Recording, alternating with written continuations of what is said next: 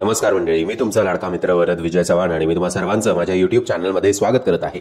मंडळी, येत्या 23 February 2024ला article 370 नावाचा नवीन हिंदी सिनेमा आपल्या भेटीला येणार आहे. आता अलीकडेचा जर तुम्ही ट्रेंड बघायला गेलात तर 6-7 महिन्यांनी वर्षभरानी आपल्याला एक असा सिनेमा नक्कीच बघायला मिळतोय, जो सिनेमा आत्ताच्या रुलिंग पार्टीच्या जरा फेवरमध्ये किंवा प्रमोशन करताना दिसतोय. म्हणजे सिनेमा येण्याबद्दल काही नाही, म्हणजे फॉर एक्झाम्पल केरला स्टोरी असेल, काश्मीर फाईल्स असतील, वॅक्सिन वॉर्स असेल आणि आता आर्टिकल 370. बट ज्या प्रकारे फुकट तिकीटं वाटली जातात आणि मग स्वतःच्या पार्टीचं प्रमोशन केलं जातं, आता त्या निवडणुका आल्यात. सो बघूया आता या सिनेमामध्ये आपल्याला कितपत खऱ्या गोष्टी किंवा आपल्याला माहिती नसलेल्या गोष्टी दाखवल्या जाणार आहेत, की पुन्हा एकदा ही एक प्रोपोगँडा फिल्म ठरणार आहे. हा आता येणारा काळच ठरवेल. पण एक सिनेमा म्हणून याच्याकडे बघायला गेलं तर नो डाऊट जेव्हा हा आर्टिकल 370 हे जेव्हा रद्द झालं होतं तेव्हा सगळ्यांनीच, अख्ख्या देशाने ते सेलिब्रेट केलं होतं.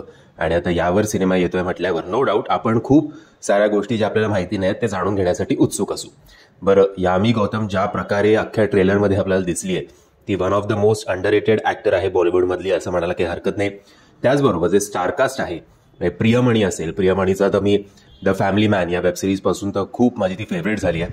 सगळ्यात शॉकिंग म्हणजे मोदी साहेबांचा आणि अमित शहा साहेबांचा ज्या ज्या लोकांनी भूमिका केली आहे त्यांनी इतकं स्वतःचं कॅरेक्टर ते पकडलं ना, की आपल्याला वाटतं की आपल्यासमोर मोदी साहेब किंवा अमित शहा साहेबच उभे आहेत.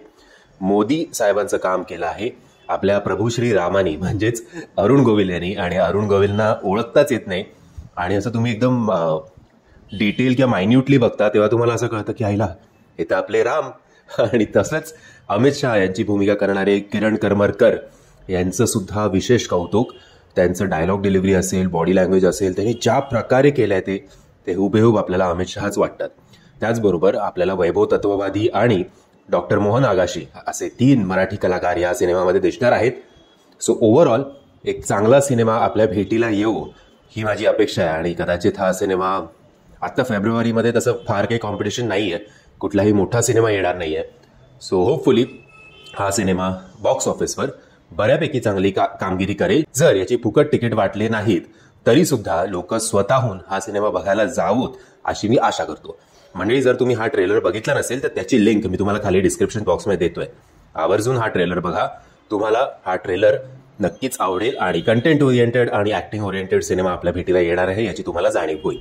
मी आशा करतो तुम्हाला हा व्हिडिओ आवडला असेल. जर तुम्हाला हा व्हिडिओ आवडला असेल तर प्लीज या व्हिडिओला लाईक, शेअर आणि चॅनलला सबस्क्राईब करायला विसरू नका. जय हिंद, जय महाराष्ट्र.